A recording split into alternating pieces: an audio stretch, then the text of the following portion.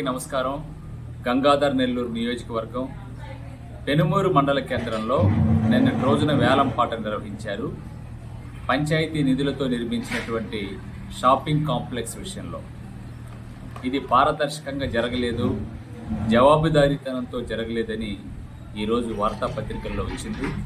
అదేవిధంగా రాజకీయ పార్టీలన్నీ కూడా కుమ్మక్కై చేసుకున్నారు అనేటువంటి విషయం మీద జనసేన పార్టీ తరఫున నేను తీవ్రంగా ఖండిస్తూ ఉన్నాను.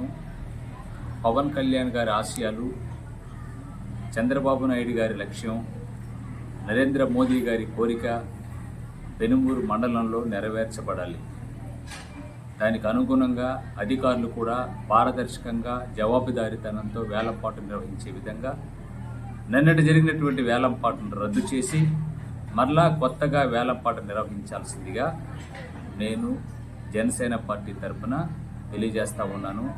సంబంధిత అధికారులు వెంటనే చర్యలు తీసుకోవాలని, ఖచ్చితంగా పవన్ కళ్యాణ్ గారు, నారా చంద్రబాబు నాయుడు గారి కోరిక ఖచ్చితంగా నెరవేరాలి. పెనుమూరు మండల కేంద్రంలో వేలంపాట మరలా నిర్వహించాలి. గతంలో అనేక మంది చిన్న చిన్న వ్యాపారం చేసుకునే వాళ్ళు కూడా అక్కడ చాలా సంవత్సరాలుగా పనిచేస్తున్నారు, అక్కడ వాళ్ళు వ్యాపారం చేసుకుంటున్నారు. వాళ్ళందరూ కూడా న్యాయం జరగాలని సవినీయంగా మనవి చేస్తూ ఉన్నారు.